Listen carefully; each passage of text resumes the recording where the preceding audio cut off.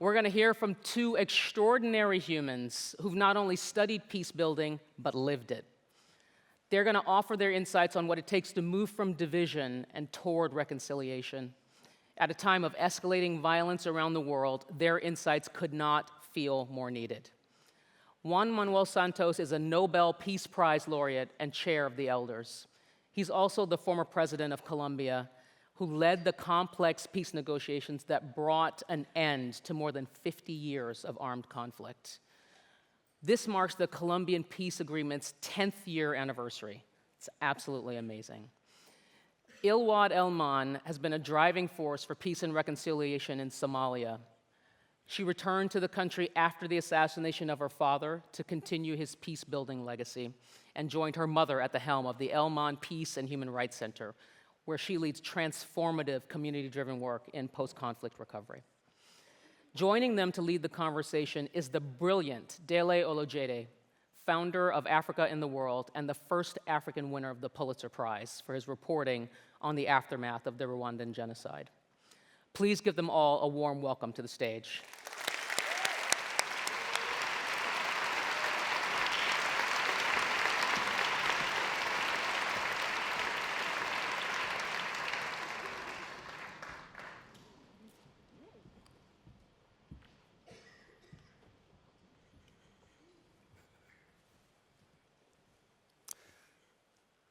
Thank you. If you are somewhat like me, you've probably come into Oxford under some kind of a cloud of bewilderment. You might even be bedraggled. You wake up in the morning and there are 10 fresh outrages. It could all be very discouraging. That's why my spirit is particularly lifted this afternoon to be in the company of very fine human beings who are showing us the way to solve, or at least seriously attempt to solve, some of the many problems that confront our world. To my left, from my former favorite city of Mogadishu, is Ilwad Elman, who is deeply engaged in peace work in Somalia and has been, I believe, for about 16 years now, after you moved back home from Canada to join your mom in an enterprise that has been recognized the world over as one of the most innovative ways to do peace-building work, including, of course, being a laureate of the Aurora Prize, amongst many other things. Few people know so many important people around the world than Ilwad, so whenever I run into any problem, I know who I'm supposed to be calling. And of course, next to Ilwan is a man who's almost as famous as Shakira.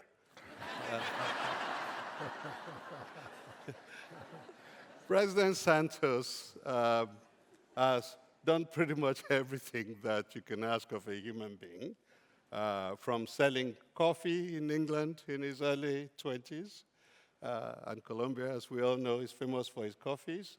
The Ethiopians might still claim to be the champions. He has been Minister of Finance, of Trade, of Development. He has been president. He has even been a winner of the Nobel Prize. But perhaps what we know him most for is being an architect of the extraordinary peace agreement in Colombia 10 years ago this year, after 50 bloody, really bloody years, such as no society should ever wish to experience. And yet they found a way. So I want to start with you, President Santos, by, I know I should be quoting Gabriel Garcia Marquez for you, but I think Bulgakov will have to do. And in Master and Margarita, the devil character was saying to Margarita, do not be afraid, Queen. The blood has already gone into the earth. And where the blood was spilled, grapevines are growing. Now, with the benefit of distance, you have better perception of what has happened in your country over the past 10 years. The vineyards flourishing in Colombia. First of all, thank you very much for this invitation, and I want to commend the Skoll Foundation. Events like this one, where people from all over the world get together and exchange ideas, is what is necessary today more than ever. Talking, dialogue, is so important. And thank you for comparing me to Shakira. That honor has never been bestowed on me, no? 10 years after signing the peace agreement, have we seen the results? And the answer is yes. We are seeing all over the country former combatants and victims working together in different activities, tourism, businesses. I was 2 weeks ago present in a coffee region of Colombia, where 32 organizations of victims and former combatants were getting together to grow coffee and teaching their sons and daughters to be baristas, to learn how to prepare coffee. And I cannot avoid, because you mentioned Ethiopia as a coffee producing. Well, when the war in Ethiopia with the Tigray was going along, the prime minister, who won the Nobel Peace Prize, was very mad at all the international organizations because they were distorting the reality. And he didn't want to talk to anybody. And the Norwegians asked him, who would you like to talk to? And I don't know why he said President Santos. And so they called me and said, will you go to Addis Ababa? And I was in Bogota. I said, to promote peace there? Of course, and I went there. His garden is a big zoo full of animals. No? And we ended up talking about coffee. And I said, well, Colombia grows the best coffee in the world. And he said, no, it's Ethiopia. And we started discussing, but he won the argument with the following situation. He said, let's finish this discussion by a question that I'm going to ask from you. Do you know where I'm from? And I said, well, from Ethiopia. So, yes, of course, but where in Ethiopia? I am from a small town called Cafe, where coffee was discovered. So please don't come to me and tell me about coffee. So the argument ended. But going back to your question, yes, you are seeing examples of reconciliation. I remember Pope Francis insisting on that phase of every peace process has peacemaking and then peace building. Right. And peace building, the process of reconciliation, is the most difficult phase. We're going still, 10 years after, in this process, because we were able to negotiate some unprecedented institutions within the peace process that are helping the renegotiation, the reconciliation. A special transitional justice system that brought victims and perpetrators together to confront each other and to start working together. And that was crucial in this reconciliation process, to the extent that 50% of the peace process around the world fail in the first 5 years. And many of the former combatants go back to war.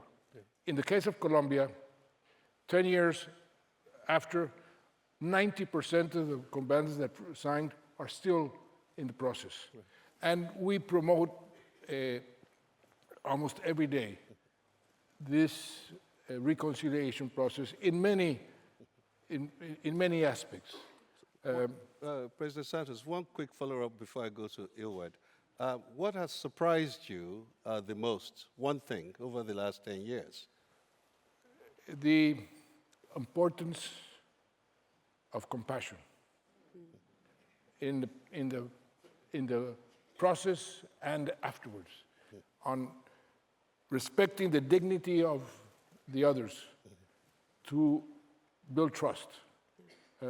That the more we see that, the more I see very clearly the importance of compassion and of respect for the other. Thank you. So, Ilwad, thank you.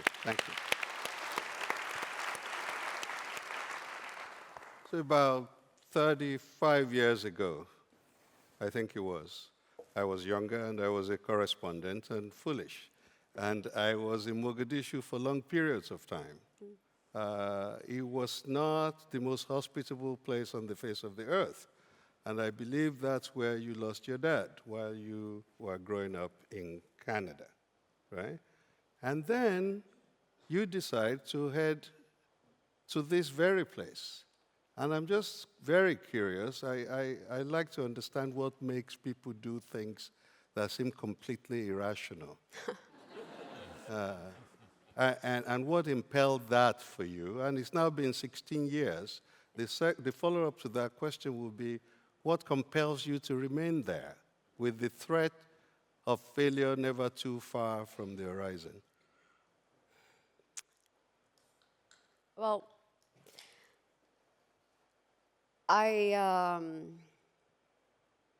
there's some gaps in that trajectory as well too. I was born in Somalia. I was 2 when I left, and my parents were both ardent activists and entrepreneurs before the war. And as soon as the war broke out, they shifted all of their resources and their focus on young people that are being co-opted by the warlords, and began the campaign, drop the gun, pick up the pen.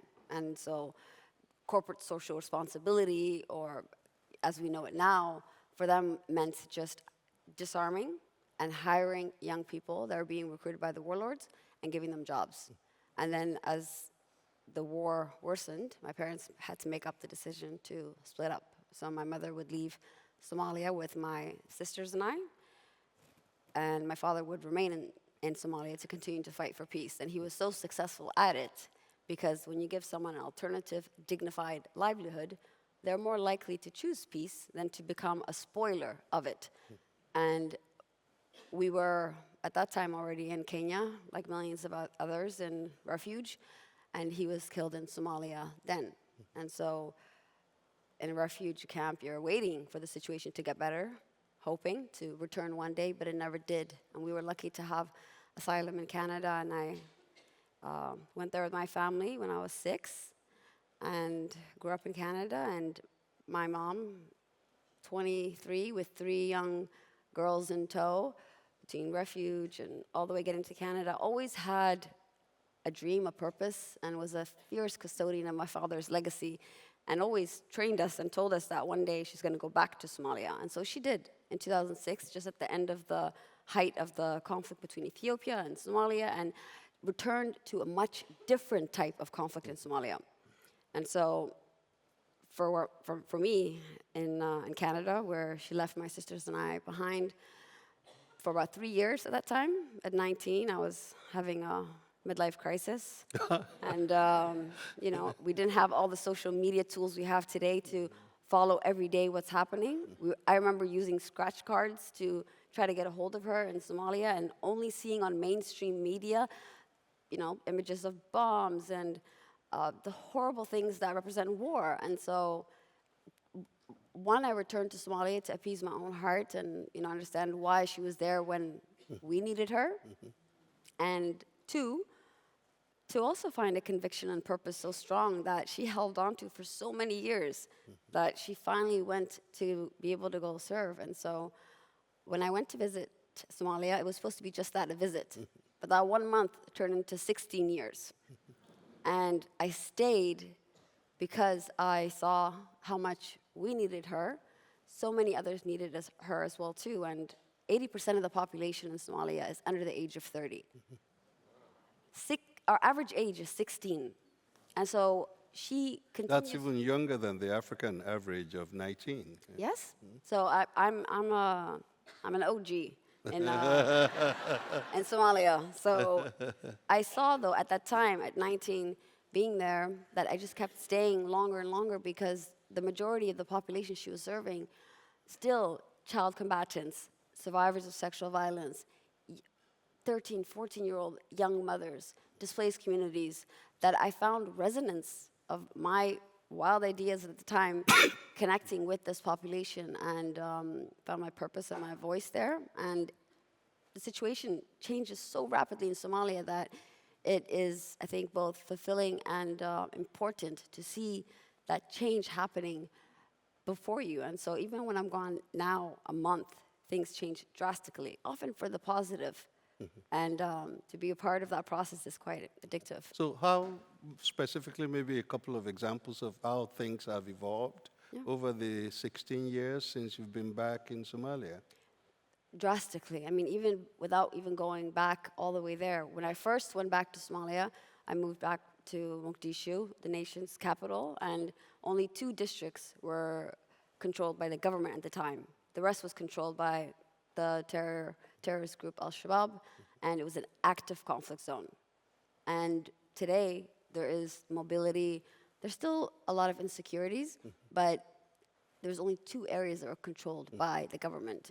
And just 3 years ago, not even that far back, just 3 years ago, peace felt like the moment between explosions. I remember just 3 years ago that we would have explosions happening in Mogadishu almost 3 times a month. And we would actually find comfort in when a big explosion happens, hundreds of people die, you do the same protocol, you call your family, you call your friends, figure out your loved ones are okay, and then you think, okay, it'll take them a few more days or weeks to organize the next one. Now we can breathe. Expecting the next one. And in the last 2 years, I can count on my hand, maybe 2 times there has been an explosion, and I myself am caught off guard by how desensitized I was to that mass calamity of death just 3 years ago. But where we are today, there's still a lot of challenges, but the narrative that continues to plague Somalia, both in country and in the diaspora, is that we're at the same inflection point as 1991, and we're not. Maybe just to share a bit is that in the absence of political peace, and we've had 13 different peace agreements, we have been able to build social peace. And I think that is something that now more than ever is relevant, not just for Somalia, but for the world, where people are choosing to exercise restraint, where there is no imperative or real fear of a punitive or judicial persecution for crime. The social restraint that people exercise and how to cultivate that is something that we've invested in strongly. So now young people are not as easily mobilized to fight. Thank you. Thank you.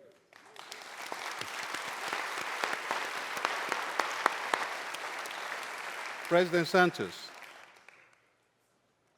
does it take a certain level of either willful ignorance or madness to think that a really complicated and seemingly endemic problem that has lasted 2 or 3 generations can't be resolved? Are you, like, if you need to know, will you be too scared to start, or you just have to, like, be a little crazy to get started? No, Because I think when people look at the world today, is that these are like problems that can't be solved, is what we think to ourselves. But they can be solved, right? when I started the peace process, when I announced it, everybody, including my family, said, don't do it.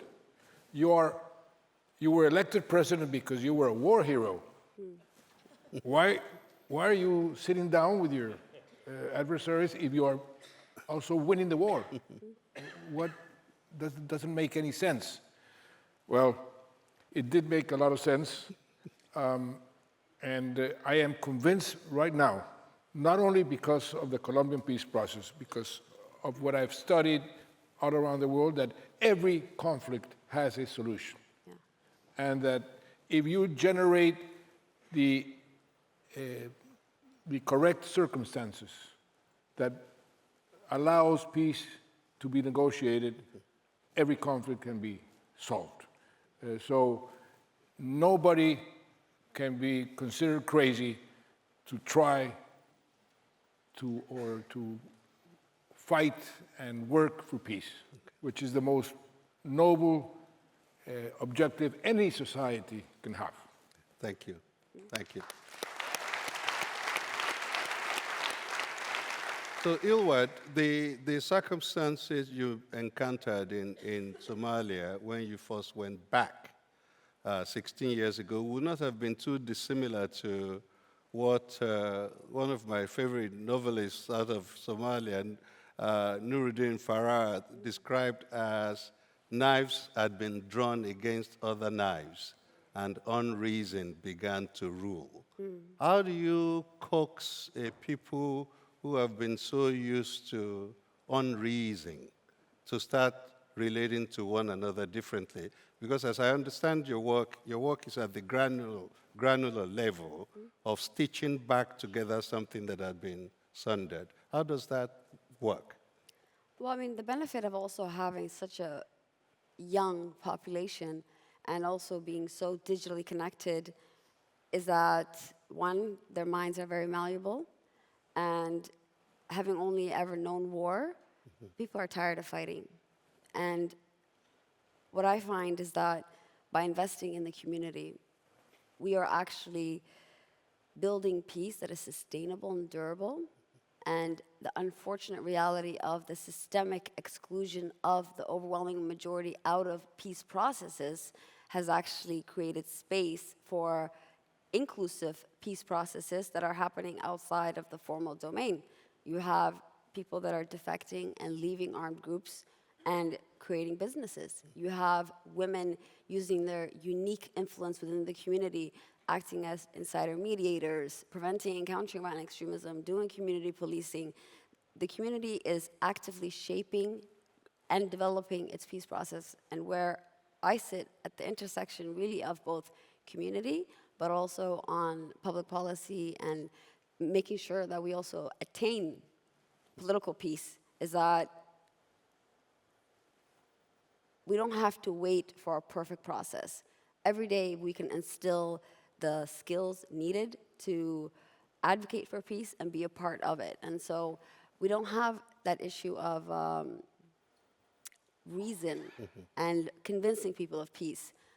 They see it, that it's possible, and that they deserve it. And so working on mental health, working on untapping all of the productive sectors and creating jobs, and engaging young women and young men to see a future for themselves is very much part of the process. And so the repair of trust and Thank you.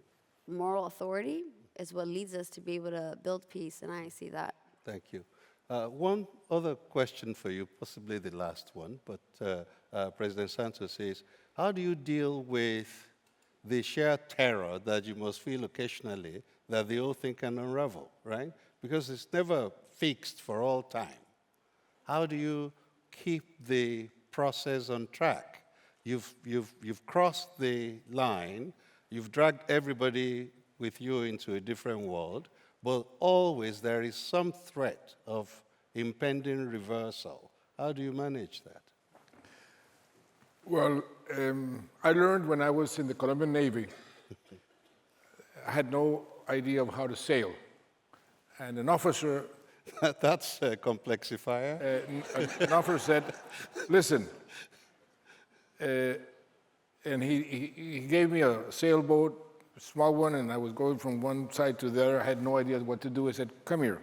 In order to be a good sailor, but this is applicable to your personal life, to your business, if you ever go into government, to government, you need to have a port of destiny, somewhere. Destination. And you can use the winds, even if they're against you, to get there. Well, that lesson I've applied in my life and in the peace process. Many times I was about to throw in the towel, and a professor that I had visited me and said, listen, making peace is much more difficult than making war. And you're going to feel very lonely, the loneliness of power. Talk to the victims. They will re-energize you. Ask them for their dramas, what they went through. And I started doing that. I was a bit reluctant to talk to the victims because I had in my mind the idea of agreeing to a transitional justice system where the perpetrators don't go to a normal jail. They are sanctioned in a different way. So I said to myself, the victims will be against this transitional justice because they want hard punishment for the perpetrators. But I started talking to the victims, and I discovered that the human condition was better than I thought.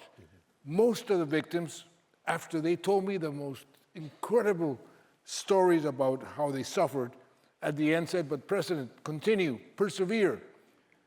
And I said, but I just explained to you that transitional justice means that the person who raped and killed your daughter is not going to a traditional or normal jail. He's going to be sanctioned in another way. Why are you so generous? And the majority of the victims, not all of them, but the majority said to me, because we don't want others to suffer what we suffered. And that, for me, was a lesson in life. Humans are not as bad as I thought. Thank you. And that kept me going. And of course, making peace, making war, the type of leadership is relatively easy. You have a vertical type of leadership, you give orders, you have a strategy, and you follow through. Making peace is more horizontal type of leadership. Instead of giving orders, you have to persuade. Persuade somebody to forgive the person who killed your father or your daughter is very difficult. Thank you. But you have to Thank you. do it and insist on it and persevere. And if you persevere enough, you will reach your objective. Thank you. Thank you. One last word to Ilwad. You knew I was going to throw this in. Somalis pride themselves as being the world's greatest poets, like per capita, highest number of poets on earth. The Chileans might have something to say about this, but nevertheless, it is objectively true that poetry is such a powerful force in Somali life. Is there a way that you use kind of cultural tools like that in the work that you do? Very briefly, because we've run out of time. Absolutely. I mean, Somalia is called the land of poets, and maybe just because we are at time, my final message around that, and also what I think is a big takeaway for all of us right now as a global community, seeing so much suffering happening, is that we can now take lessons from the areas where we used to export solutions to, of how to organize in the face of hostility, of disagreement. Everything you talked about, there's mechanisms for reconciliation, transitional justice, mediation, inclusive processes that platform the voices of survivors. At a time right now where we see in the world survivor voices being completely erased, where there's more polarization, this is a moment too where we can actually take these mechanisms that have been deployed in Latin America, in Africa, in contexts, and try them in the UK, in the US, and actually build peace within before it falls apart. And culture is something that we all have and we can all use. Thank you very much, Ilwad. Please join me in thanking Ilwad Elman and President Santos.